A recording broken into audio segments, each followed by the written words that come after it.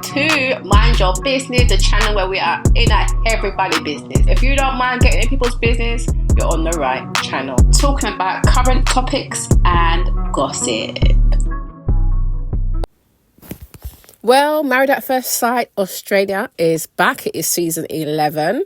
The weddings have taken place. I wait for that to get out of the way. And we are now at dinner parties, which is where I like to get started. While going to my creative crew, let's talk about Married at First Sight Australia. So the dinner party took place this week. And of course, I was excited to see it because it was the first one. All the couples were coming together. We're going to see how they were going to interact. And of course, there was some drama. Now, notably, Collins and Natalie, I was like, these two are very interesting. At first at the wedding, I thought, okay, this is cute. They're both kind of giving awkward vibes. And so that's something that they could maybe, gel over. But yeah, it just doesn't seem to be going very well whatsoever. I thought it was really interesting that Collins kind of put on his, social gaming face on. He was happy to be giggling away and trying to be like a little social butterfly. Whereas you've got Natalie who's sitting there looking really like, not so happy. She's trying to be honest with the ladies. There's not been much romance. She's seen everybody else with romance. So, of course, she's been impacted by that. She's been honest about her experience. And I thought it was really telling that he tried to have a little bit of a go at her and say, well, she was basically being a bit sour about their honeymoon. I'm like, well, that's how she felt. That's how she felt. You can't tell her she's being sour about it. That's just her feelings. But honestly, I do feel like the experts this time have chosen some really wild characters. Like, to me, Collins, no relationship experience is quite evident to see just based on his interactions. And I don't want to be mean, because there's part of me that's like, maybe he's got something else going on behind the scenes, such as learning difficulties or something. I don't know. But his awkward vibe is just glaring. It's just glaring. Because, at the dinner party, you've got Natalie sitting there looking very sad. She gets teary. She gets up and walks away from the dinner party. He goes out to go and, speak with her. Because even when he was trying to comfort her at the table, it was awkward. He goes to sit with her outside, worrying about what chair she's going to choose, the white or the green sofa. So they sit down. She's trying to explain, that she's not sure she's feeling it, because obviously he's not giving her any attention. She wants romance, and this is not what he's giving her.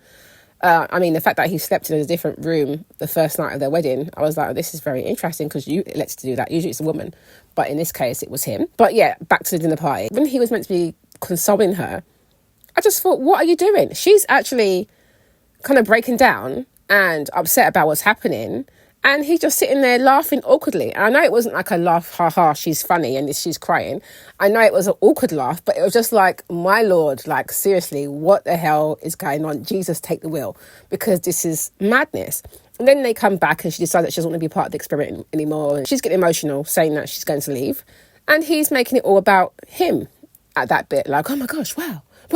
I'm like, what the actual hell is going on here? I was quite bewildered by this whole situation.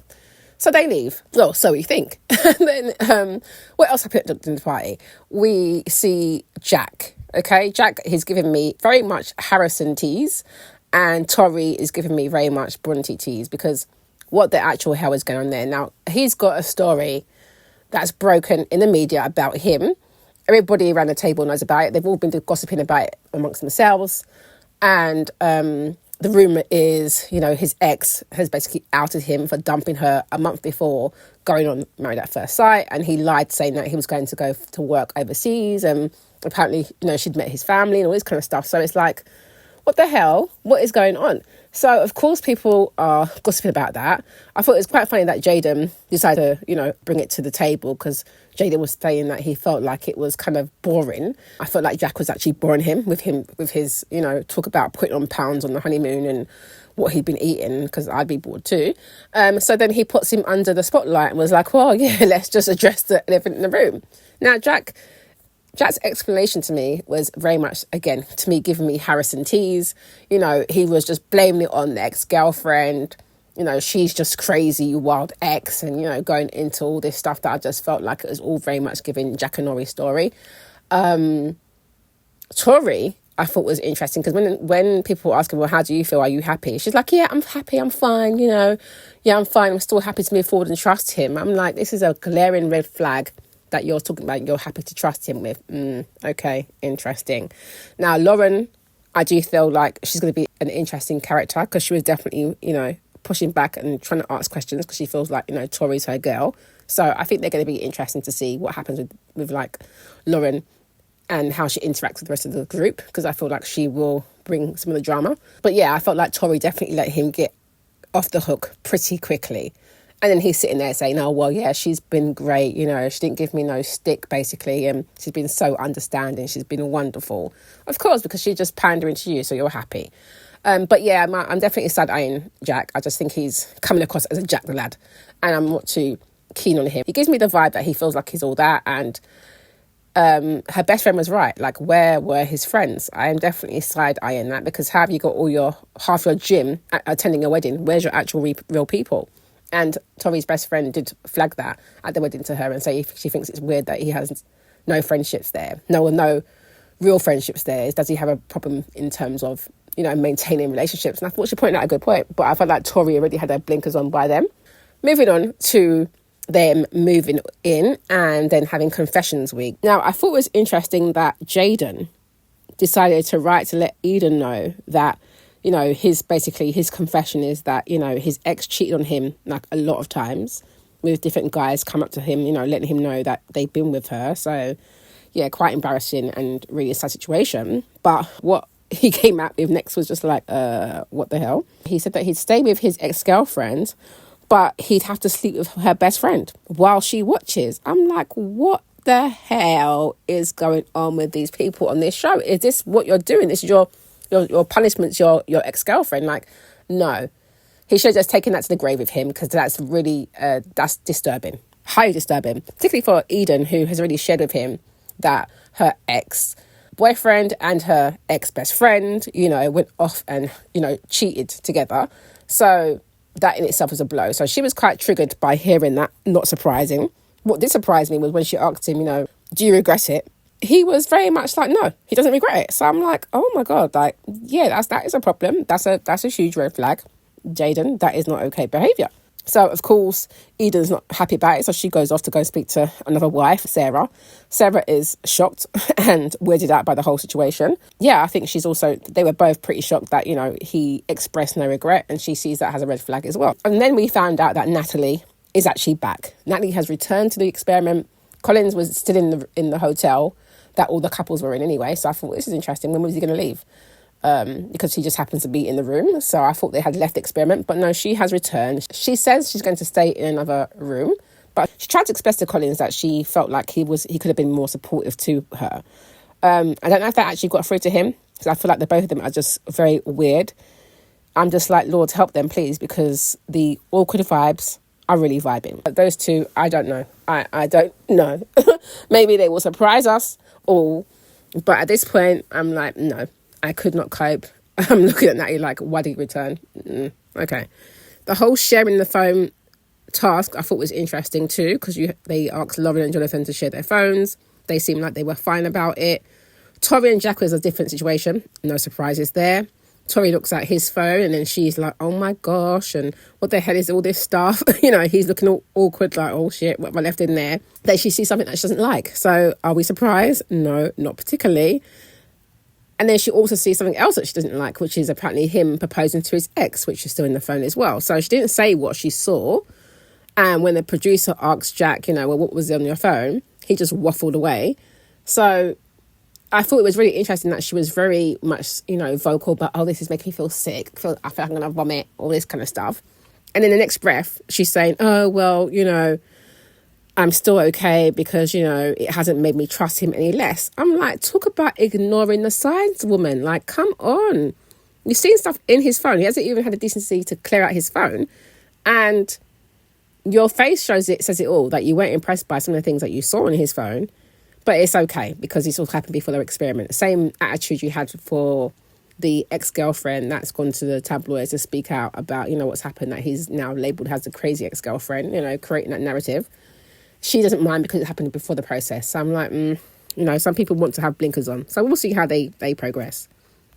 Now, Richard and Andrea, the older couple, I really like them. I thought they were a really cute couple. They've been getting on very, very well. You know, they had the task of also sharing their phones. I think it was interesting that Richard was talking with his ex, who's actually a friend, but it was nice to see the friend had, Andrea's back and was saying, don't call me sweetie and all this kind of stuff. So I thought, yeah, that's kind of cute. Things did take a turn for the worse once they had to do the whole ranking situation, because they gave them the photo ranking task as well. Next we have Tim and Lucinda. I feel like Lucinda's got that very sultry, soft voice. The way she speaks, it's all very, how are you doing? I'm like, no wonder you do tantric sex sessions and all that stuff. She's got that very sultry voice. But she seems like she's really, like, good vibes. She seems like she's very cool and just, all love and peace kind of vibes she gives me. And I actually thought her and Tim wouldn't go so well from the start, because he was very much saying he doesn't want anybody who's into, meditation and a bit woo-woo and all that kind of stuff. And then here comes Lucinda, who's very much, to me, seems like she's very much that way led. I also figured that Tim would be a bit of hard work, just the way he seems. He seems like he's kind of set in his ways. He's much more of a slow burn, as he likes to say, whereas she is definitely much more full on. You can see that he wants his own space a bit and he's not quite used to it. And she's more like, wants to be all over him. It's cute. It's funny. It's cute. I think she's cute. But it is funny when he said that, he kind of wants his own space and she's like an ocean that keeps on coming. Anyway, I thought it was funny seeing them two in bed, asking when she tried to ask him about his sexual desires, and he just was not comfortable with that question, was like, as long as there's no laughing and disappointment. But then she's asking about aftercare, and he's looking as baffled as can be, which just made me giggle. She could tell that Lucinda wants to get deeper and wants to, have these conversations and get deeper into that, whereas Tim looks like he just wants to run for the hills because he is not comfortable with this at all. Now, this photo ranking task, I do feel like it is a setup. It's definitely a setup because it's going to affect people's self-esteem unless you just do the right thing, which is to put your partner number one. Even if you think somebody else is attractive, like, less hassle. But, of course, this isn't the way it goes. So, the other couple seem to be fine, like Cassandra. She seemed like she was quite fine with her hubby, and they showed another couple. I can't remember their name yet. It will come to me soon. Okay, I'm still learning the names, people. Bear with me. But I thought it was interesting that Tim didn't want to do it, because he says that, he didn't want like a creep. And I thought, well, that's quite a decent thing to say, because he's like, he's saying he's 10 years older than Lucinda. And, what does it look like for him to be judging these girls that are even younger than that, So he didn't see that as an option for him, so he just refused to do it. So, yes, when it came to Richard, I felt like he should have maybe, also pulled a Tim and just refused to do it. But no, he went along with it because, he's taking part in the challenge, he's doing what has been set. But I was watching thinking, oh, my goodness, because he started saying that he usually goes for darker skinned women. So I was like, okay, it's going to be interesting what he puts up then. So his first was Cassandra, and she's a beautiful girl. Then he put up Sarah, and then the rest came up. So I'm thinking, okay, he's placed all the women, but he hadn't placed Andrea yet. So I'm watching thinking, what's going to happen here? Obviously, Andrea's watching very keenly, and he put her in third place, purely on looks, he said. And I'm like, no. Whilst I get what you're doing, you're trying to be honest, that is going to impact Andrea's her feelings, her self-esteem, her confidence. No one wants to be third, not for your husband, okay? You don't want to be third. Obviously, it's different. They get put together, but you get what I mean. Nobody wants to be third, okay? And I don't think she was very happy about it, but Richard didn't really clock onto that. He seems to be quite oblivious to that. He was like, oh, I think she's fine about it. Andrew seems really cool about it. I'm thinking, she is not cool about it. And I think this conversation will be brought up to the experts by the end of the week when it's time to have a chat. Because, I think it's going to put a bit of a spanner in their works now. I feel like they have been getting on really well. And I hope that they can, continue to do so. But I was like, Richard, you definitely did wrong with the ranking. So, of course, Thursday being the final day of the confessions week, we see Andrea, sharing that her bubble was burst and she didn't feel as special when Richard put her third. So I was glad to see that she expressed her feelings. He did tell her she is the most attractive. And he knows he messed up, so he's there trying to, make things up. And later on, we'll see him using the massage gun, massaging her, and trying to put a bit of effort in, which was good to see.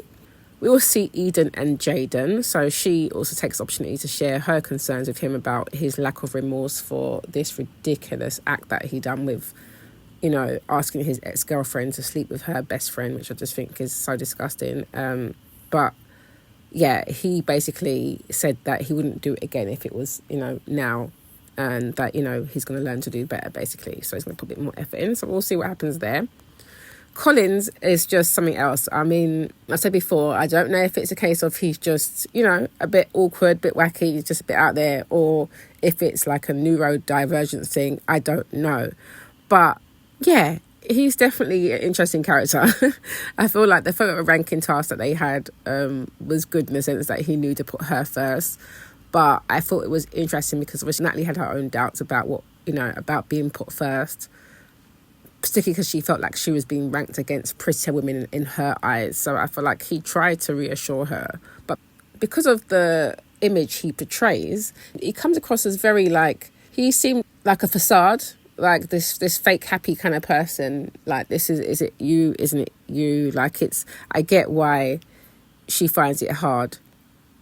I mean, he says that he finds her attractive, but he does come across very awkward.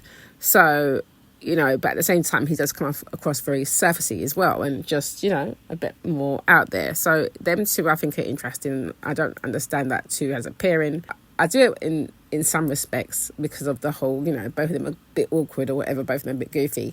But at the same time, like, Natalie, why did you come back? I think she fancies him, but I don't know. He said that he's attracted to her. I just don't know. But to watch this one, these two really do baffle me. Hopefully they will blossom. Who knows?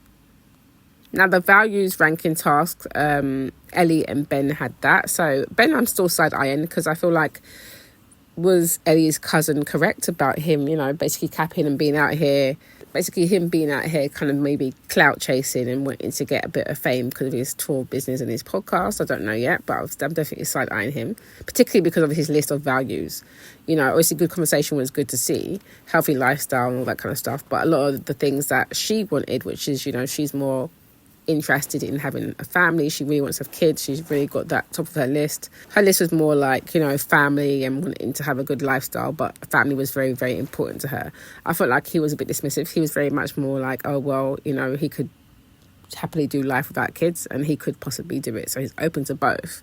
But he did come across a bit judgy when he was talking about women, having kids with just anybody. And it's just like, you're really judgmental. And then also at the end of it, he said something like,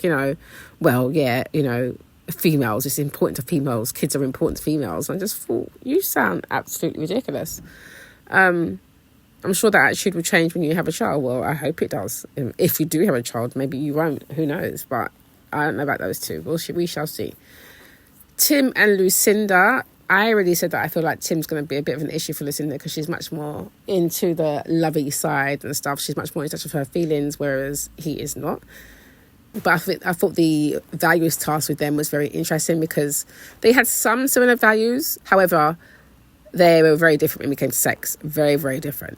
She is much more, in touch with her sexual side where he is not. He's talking about she invited him to a tantric festival and he is not up for that. So which is fine. Do you know what I mean? Different strokes, different folks. So I get that. Cassie and Tristan, they've been at a slow burn. And she tried to brought up the whole issue about him not kissing her. Then he shares that he's not had a girlfriend for 7 years. And he's letting her know that he feels like she should make a move. And obviously she's the woman, so she feels like he should make a move. I thought it was interesting when they'd done the letter writing task and that he shared that, he was overweight growing up and he faced a lot of rejection and shares that he's basically scared. He doesn't want to be rejected, obviously, from her. So she received it really well. She reassured him and, was able to understand his perspective, which was good to see. And then later on, we see them go out for a walk and he does, pack up the courage to kiss her, which was good. Now, we also see Lauren and Jonathan. They did the photo ranking task. It was good to see Lauren put her man first, that was good. And he did the same too, which was also good. But what made me laugh though was he kept calling all the women lovely. It was really getting on Lauren's nerves. She was just like, can you find another word? But yeah, they both put each other first, which was good. But back to Lucinda and Tim. They're really having issues because he wants space. She feels rejected. She wants, she wants to have more affection from him. And I like that she kind of let him know that he's not putting in any effort, you know, into her feelings. And he's not doing anything to kind of build the romance and the connection and the sexual chemistry. You know, he just isn't bothered about that. He's sitting around watching TV. He's not necessarily putting in the effort that it takes to have a relationship. He keeps saying that he wants more time. To me, he's giving little D energy at the moment. But, you know, I felt like it was important that she got to share that she felt rejected. I didn't like the way he ended it. He's very much, okay, right, let's just stop talking about this. So, yeah, I think they're going to definitely have a few issues. He needs to break down that shell, but he's got some adjustments to make there. So we'll see how they go. Now, Sarah and Tim, I thought, were interesting too, because Sarah was talking about, you know, how she used to keep going back to her unfaithful ex. And she's doing the experiment to kind of break that cycle. And I thought, that's dangerous. That to me is quite unhealthy to start with. And then we also know Tim's got his own issues because he only broke up with his ex that he was really into, and she cheated on him a few months ago. So I feel like they're both on slightly dangerous ground. I thought it was interesting also that he shared with her, you know, how the fact that he was cheated on and he's got trust issues because of that, you know, it was a massive heartbreak for him. So yeah, like I said, interesting pairing by the experts to me. But considering that conversation, I thought it was interesting that, you know, when the phone sharing task happened, he was obviously happy, saying that he will happily share his phone and let her see his recent messages and stuff. Whereas she was adamant. She was like, no, thinks it's invasive. It's just, you know, it's not a good thing for her. So I thought it was terrible timing. He just explained to you about trust issues and she's talking about, well, you should just trust me. So it sounded sus, and to me, it gave me the vibe that she was talking to her ex still.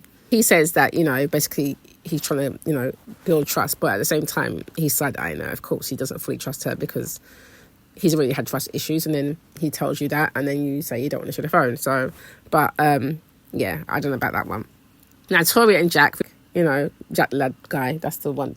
He gives me the Jack the Lad kind of vibe. Anyway, he started off by letting her know that he actually prefers brunettes. He never really goes for blondes, and she's a blonde. He likes long hair, he's saying in his confessionals, and, you know, who likes short hair? Like, you know, he's not into that. He went into the fact that Lauren's not his type, and she's this and she's that. I'm just like, why is he going in so hard on Lauren? Like, seriously? Then he decides that he's going to ask his wife to convince him why she's the hottest and why she should go first, which I just thought was absolutely ridiculous.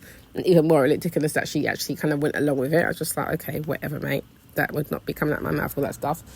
You should know it yourself.